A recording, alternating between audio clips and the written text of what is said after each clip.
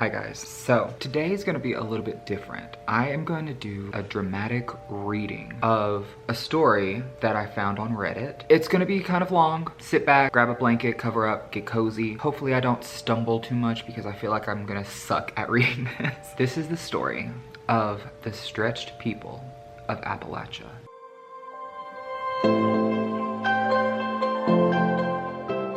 This was posted to Reddit No Sleep by Mr. Michael Squid. The Appalachian Trail attracts tourists from all over the world. Hiking it is considered a rite of passage to some, but the stunning views are what brought my friend and co-worker Jeremy and me to the Smokies.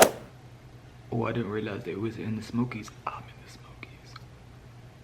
We trekked out Saturday through the mountain trail in North Carolina, just below Tennessee, eager to witness the wildlife and brilliant fall landscapes. The sun cast warm beams through the spruce firs. The sky was a magnificent pinkish golden hue that resonated with me and filled me with a long-lost appreciation for this world. Lovely, isn't it? Jeremy stated. He bit into a granola bar with a hearty crunch, and a few crumbs landed in his fluffy black beard. He looked like a mid-20s Santa, rosy cheeks and all. Sure beats the office. I don't know. I kind of miss corporate meetings and the soothing sound of the broken printer. Jeremy's smile widened. Or Greg scoffing at every email request. Something very zen about that too. Very soul-soothing, he joked back. All right, Office Max.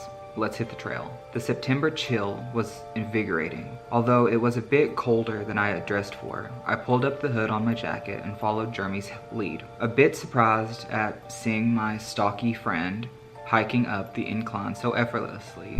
Okay, let's not body shame Jeremy, damn.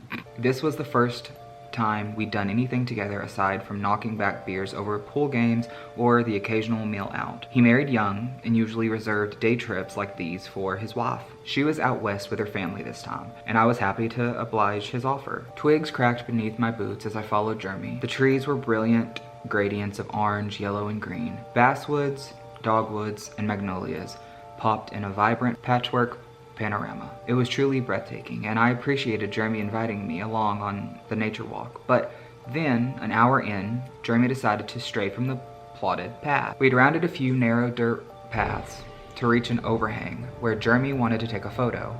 It was an exposed face of the mountain offering a clear view of the valley below. It was obvious why he decided to take a detour for a photo op. It was gorgeous. I wheezed, a bit out of breath, as we finally climbed up the steep ridge. He slapped a gloved hand on my shoulder, and I smiled into the phone's camera lens as well. He'd framed a great pic of us with the enormous valley behind us. But then, the device slipped from his hands and onto the steep dirt hill. We watched as it tumbled down into the dense cluster of trees at the bottom. Fuck! Jeremy yelled. I really didn't look forward to climbing all the way down, then all the way back up again. Is it cool if I stay here while you go get it? I asked, eager for a break. My calves were sore and tight, and I was out of breath. Man, you are such an indoor kid, he smirked. I shrugged. I mean, he wasn't wrong. Sure, I'll see you in a bit. I watched Jeremy descend the steep incline, winding down off the path and onto the stark shadows of the woods. Just keep calling it so I can follow the ring. No problem, I called back, and Jeremy, just a small form among the valley of pines, vanished. I only then realized how utterly isolated this area of the forest was. We hadn't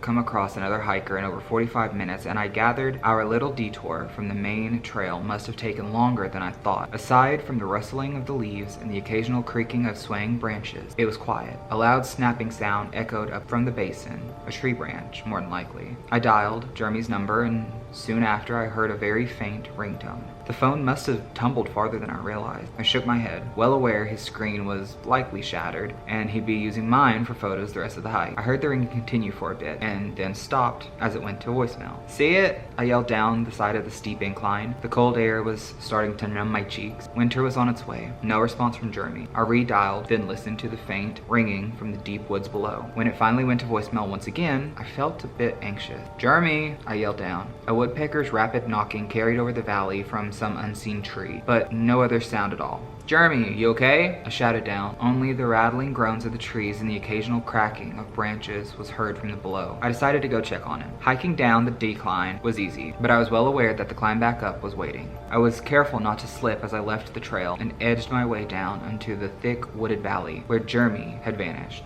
The pines had looked so small from up on the path, but as I descended, I realized they were enormous. It was a dense wilderness in the basin. Light barely penetrated the intertwined pine needles and leaves. "Jeremy," I called out. I should have been within hearing distance, but he still didn't respond. I called his phone once again. It rang close by. I followed the sound, spotting it a few meters ahead on the forest floor. Sure enough, the screen was cracked, but it miraculously survived. Then I noticed something white and pearl-like on the forest floor. I walked closer and squatted down to analyze it, and then my guts shifted and my throat closed a bit as I realized what I was looking at. A human tooth. "Hey Jeremy, are you okay?" I called out. I'd seen him reach the bottom, so I knew he had fallen. It might not be his, I thought, and I peered into the endless pillars of tree trunk that spiraled into the valley. Though hesitant, I decided to walk a bit in. "Jeremy!" I yelled into the woods. I could hear my own voice faintly echoing off the surrounding mountain. I tried to rationalize that maybe Jeremy had headed a bit inward to relieve himself, but I was getting a bit scared. I felt the fall leaves and the pine needles soften my steps as I continued on. I then saw another small white shape on the ground. It was a bloody human molar, root and all. The leaves surrounding it were flecked with droplets of fresh red blood. Any notion of bravery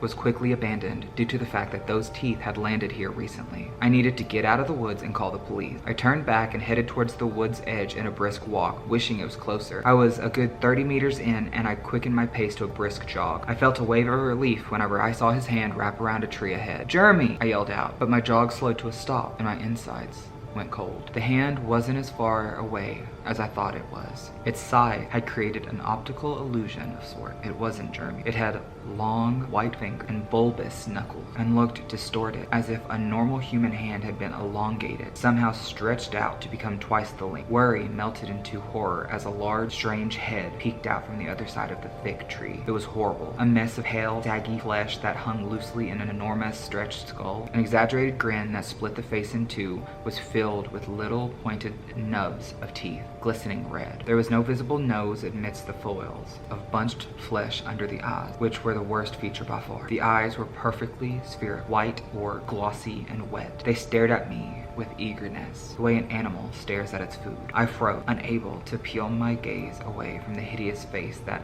leered at me from behind this tree. It was far too high up as well, nearly 8 feet up off the ground, though it was clearly hunched over. I took a hesitant step back, and as I did, it emerged. Long, soap-white arms and legs extended from the cover of the thick tree trunk, with knobby knees and pronounced ribs. It resembled a person suffering from starvation, or perhaps extreme anorexia, yet scaled up to the size of a giant. I stepped back a bit more, my boot squishing on something. I glimpsed down to see a mound of pulpy flesh beneath my boot. It was half of a human hand, a wedding band on the base of the finger, missing the tip. It was Jeremy's hand. I then heard what might have been misconstrued as the wind bending those tall trees. That thing was making the sound. It took a long stride in my direction, the horrible gash of a grin dripping strings of saliva in anticipation. I ran. My heartbeat pounded in my ears as I fled.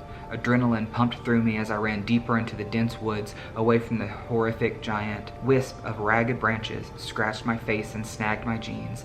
I soon passed shreds of clothing, chips of bone and clumps of hair. I ran past stripped finger bones and even a meatless femur. All that remained of Jeremy were the inedible parts. I was going to die in those woods. I slowed my pace when I saw movement up ahead in the distance. 2 naked figures, slender, absurdly tall, and terribly deformed, stalked the woods with the same wide, bulging white eyes and hideous grins. They hadn't spotted me yet. My heart was pounding so hard I feared they might hear me. I looked back, seeing that long-limbed thing striding forward. I was pinned. My only chance was to hide. I frantically scanned the area and found a wide-trunked tree that looked rotted and hollowed near the roots. It seemed like the best shot, so I raced over and squeezed myself into the hollow base of the tree, ignoring the tears in my jacket and the burn from the scraping on my skin in the process. I hushed my breathing and waited, as still and as quietly as I could. A few minutes later, sound of cracking of twigs and crushed leaves drew closer. I watched through a gap in the bark as panic flooded my mind. That strange vocalization sounded once again, followed by another voice from further out in the dense